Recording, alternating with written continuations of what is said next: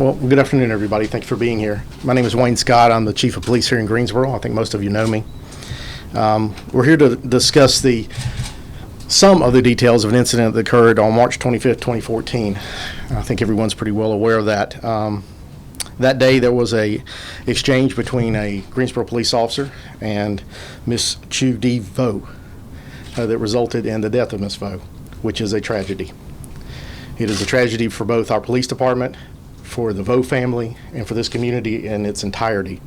And as the ladies have said, we want to make sure that we preserve as much respect as possible as we go through this. This is an extremely complicated and inclusive investigation that I'm going to describe to you today, which is going to have many different parts. The parts we're going to discuss here shortly are including the 911 recordings, radio communications that we have captured, portions of our body-worn camera that former officer T.J. Block was wearing that day. These are all small parts of a large investigation. I'm going to attempt, as we take the next few minutes, to weave all those together along with information received by the State Bureau of Investigation, by the Greensboro Police Department during their investigation, and to explain the picture, the questions as it comes about. So I'll ask you to bear with me as we go through that. Today I will be using the screen to my left for some multimedia format. I will ahead of time tell you as we go through each particular slide what you're going to see so that you'll be prepared. And some of the things you're going to see are actually difficult to watch, and I will try to prepare you for that.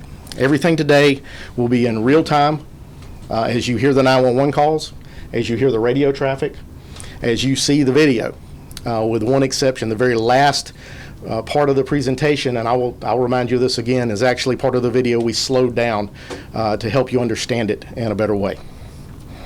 Many lives have been touched by this tragedy, and I'm certain that there is not a day that goes by that the Vo family don't think of what happened. And I will tell you that we also think of the Block family and all those who have been touched. So I do appreciate you being here, and I appreciate you bearing with us as we go through it. We, the police department and the city of Greensboro, believe it is important that you have the opportunity to see what we saw in the same format. I will remind you before we begin that this entire incident has been investigated close to 2 years ago now by the State Bureau of Investigation, by the Greensboro Police Department. That investigation has been reviewed by the Guilford County District Attorney.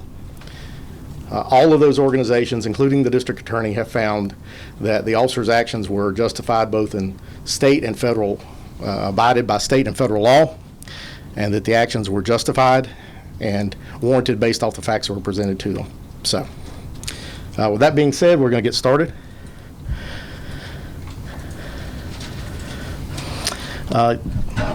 The first slide, this is an aerial view of the complex where the incident occurred. I'll probably say this several times, so forgive me, I will repeat myself. As you see the body-worn camera video coming up the next view, you'll see that the officer actually comes down Hewitt Street and parks into this apartment complex. The officer interacts with a caller, who you're about to hear the 911 call, who actually lived in this building. She interacts with him there, and she leads him around the side where she stands behind him as the majority of the situation unfolds. At 4:29 p.m. we received a 911 call. That's how most police calls for service initiate. We're going to let you hear that in just a moment. The officer was immediately dispatched as the telecommunicator received enough information to begin to push that call out electronically. As the caller goes on, the call is updated, of course. At 4:32 p.m. we received a second call, which was a very short call, which just simply indicated that there was a person armed with a knife, and described that person to be a female, they believe possibly Hispanic. We do not have that one available today, but if you wish to get that, we can get that for you. So this will be the first call. No! What's the address Hey, could you please send somebody over here to in the area of 4027 Hewitt Street? It's a little Philippine woman. She's not right. She's chasing a mother bell with a meat cleaver. Tell me the address again, ma'am. My address is 4027 apartment. But they're outside. The mama's trying to run from her, and the mother's 75 years old. The girl got a knife. Okay, and what is your phone number you're calling from? Oh, I'm calling for my girlfriend's number. Is sorry.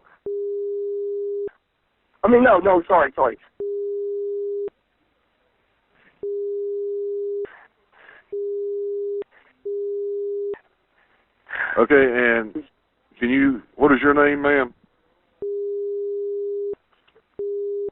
White female what? They're Laos, Vietnamese something. Okay. Yeah. She got a meat cleaver. Well, you want to come in here? Can you give me a description of them? Running back. Oh, Lord, she's running back to my house with that knife again. She's short, and she's wearing a T-shirt. And what color? I mean, just like a white T-shirt? Yeah. She's fussing at my door with that knife in her hand. She's not like she went off a couple of weeks ago. She was doing the same thing. All right, man. We got him on the way. Who's she chasing? Pardon? Who is she chasing?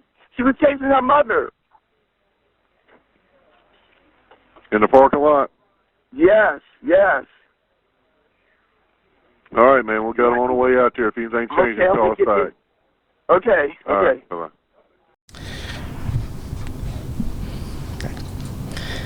The transmission you heard was received by Metro 911. As I said, they began to dispatch almost immediately. At 4:30 p.m., Officer Block was dispatched. He arrived at scene 5 minutes later at 4:35 p.m. His assist car was over 5 minutes away and actually did not arrive until after the encounter had occurred. The next portion of audio you're going to hear is really the radio traffic. And again, this is in real time. It does take a moment, but I think it's important to understand that. You will hear the officer dispatched. You will hear a couple of other things on there that are non-related because our frequencies are shared amongst different officers, of course. You will hear the second car initiate and head that way. We've taken the liberty to put a couple of 10 codes up here so you'll have a full understanding of what you're hearing. 1032 refers to being armed. 1039 indicates the officers are driving emergency traffic. 1078 means an officer needing assistance. Signal 50 would mean I'm okay, and 1023 is on scene. You'll hear those kind of intertwined together through this next portion. Toward the end of this portion, you will hear all the way from dispatch, arrival, the officer updates at the scene. You will hear the officer announce that shots have been fired, and with just a few seconds, you will hear the officer turn into a rescue mode where he begins to call for EMS. Okay? 352. I'm in 330. I need you both to respond 4027 Hewitt Street, Apartment D, David. Be in reference to a 1032 subject. Complainant advises that a female is chasing another female around with a knife in the parking lot.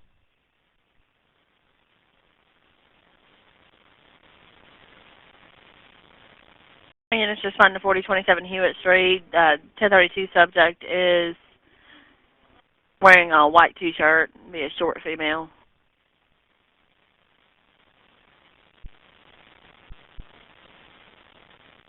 I see you. Show me 1039. 352-10-4.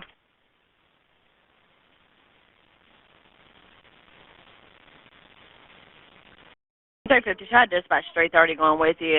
Haven't checked around. I'm trying to pull another car from another district that's going to be close by.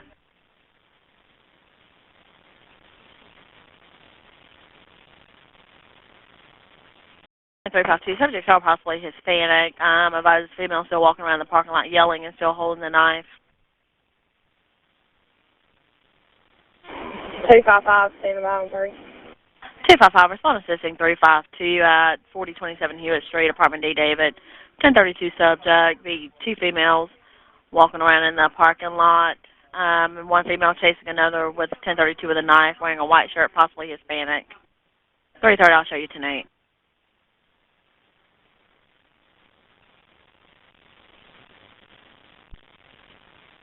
I copy. I'll be 1039 from the D2 sub.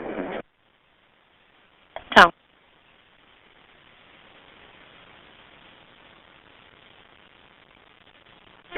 Seven 24, I'll be 1042. 724.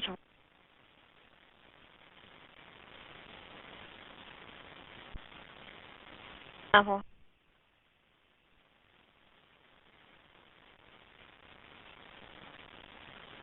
352, being advised that they're behind 4027. Copy. Being advised behind 4027, 255. Copy. 10-4.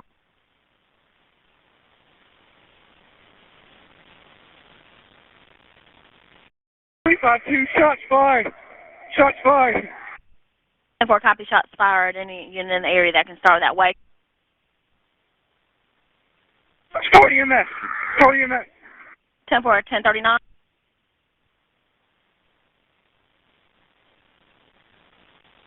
Area 4, hold the channel, treat it like a 1078. 10-4. All units hold traffic. 1070.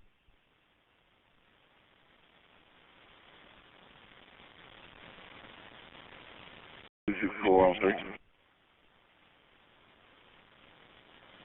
326. 434 is on 3. 352, I'm signal 50. Shots fired, I got one down.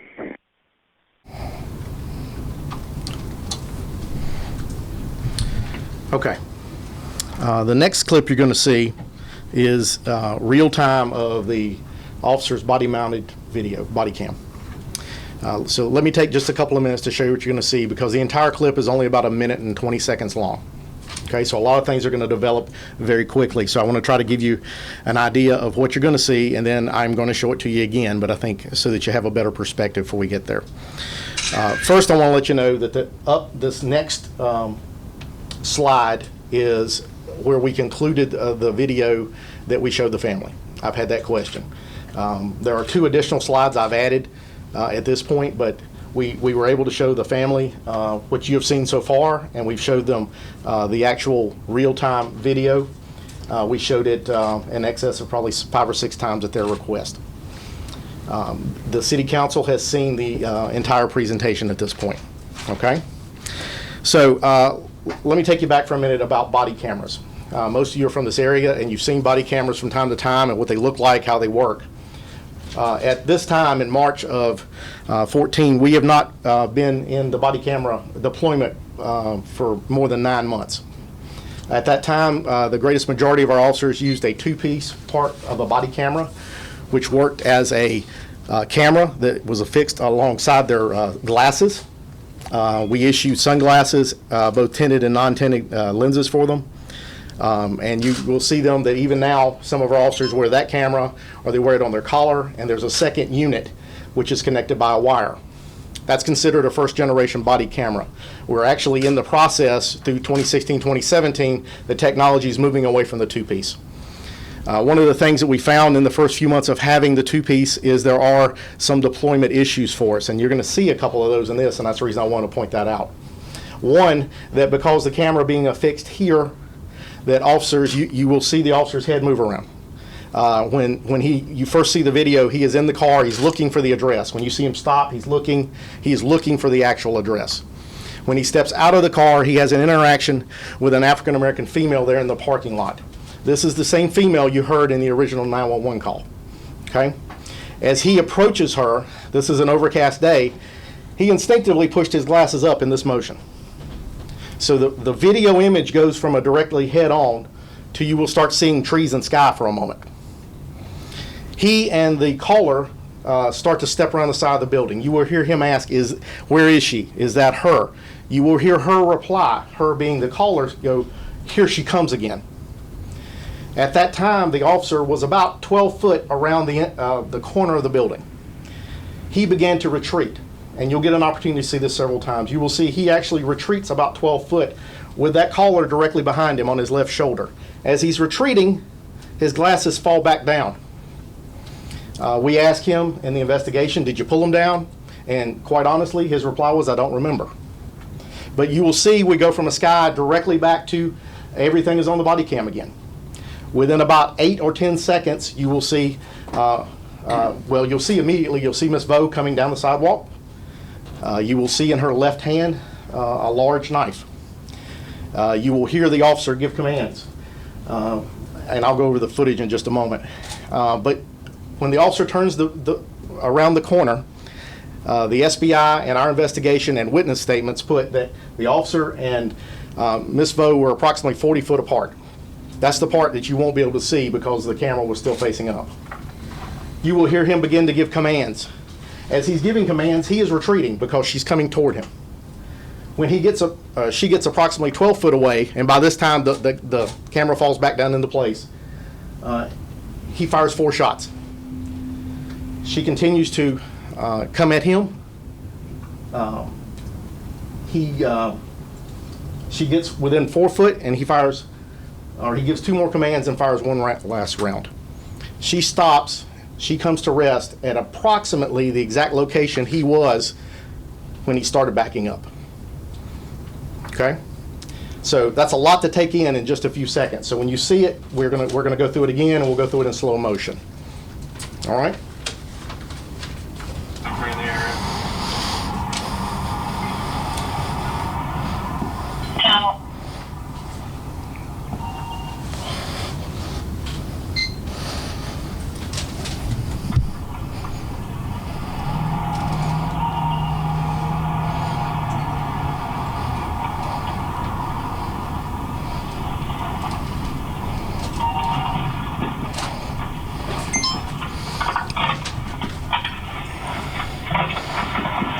Hey, ma'am, hold on 1 sec. Hey, where'd they go? Back of the building? Where? 352, and if they're behind 4027. Copy. Being about behind 4027, 255. Where? Mommy, get here. Take them off. We got people leaving. Okay, stay here. Oh, yeah. Where is she? Come in here. Where is she? Is this her? Hey, put it down! Put it down! Put it down! I'm telling you, put it down! Put it down! Put it down! 352, shots fired. Shots fired. So again, just to recount what I told you a moment ago, the investigation reveals that when he turns the corner, there's about 40 foot apart. That's based off of witness statements, based off of a lot of evidence that the SBI concluded. He issued his commands as she was coming toward him. At the 12 foot mark, he fired 4 rounds. At the 4 foot mark, thereabouts, he issued 2 more commands and fired 1 last round. At the point that she stopped, he complied with both state and federal law. He did not use any more force past the point in which she was coming toward him. The actual incident is about 6 seconds long. So the next slide is one, as I said a moment ago, that we have been able to enhance. We don't go through the entire thing. Actually, the next slide you're going to see will be the same clip of video 3 times in a row. It will start approximately the time when he turns the corner. And the first one is at normal speed, just as you saw before. No enhancement by us at all.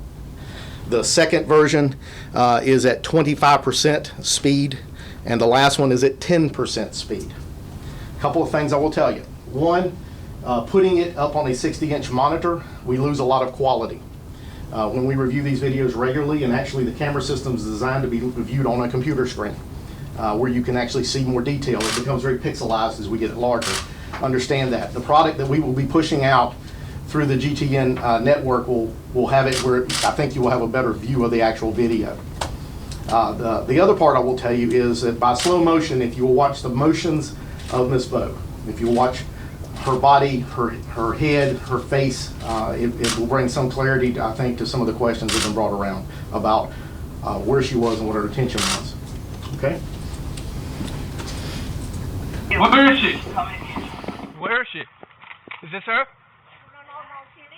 Hey, put it down! Put it down! Put it down! I'm telling you, put it down! Put it down! Put it down! 352, shots fired.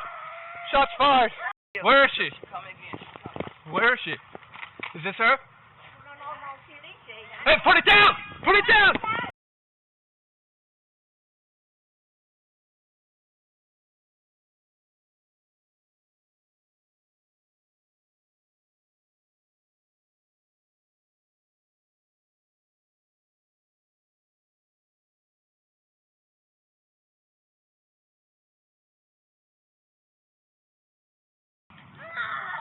352, shots fired. Shots fired. Where is she? Where is she? Is this her? Hey, put it down! Put it down!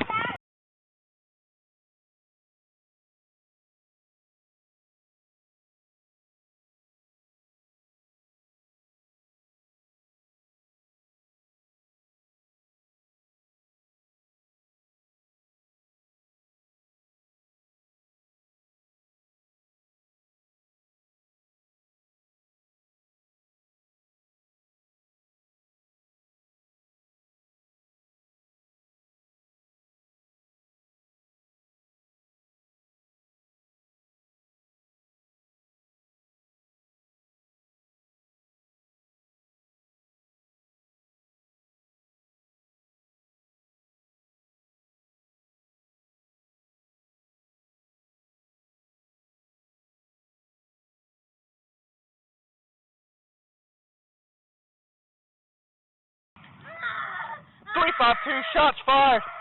Shots fired.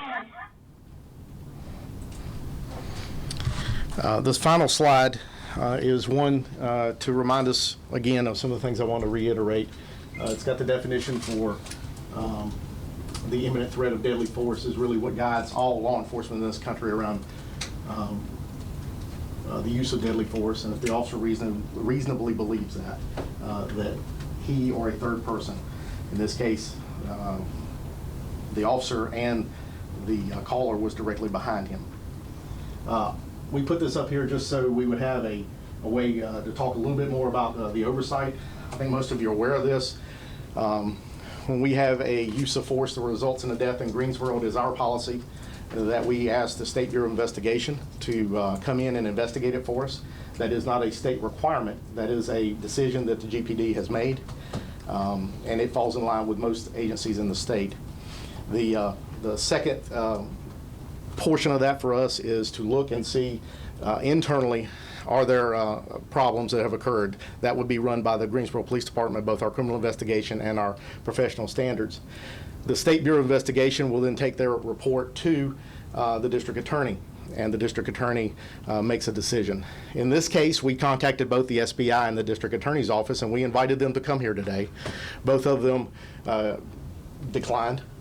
Both of them were comfortable with the statement that they had concluded their investigation almost 2 years ago. They felt that this was no new evidence. They've seen the video, and they stand by their findings that the officer was justified in the level of force that he used on that day.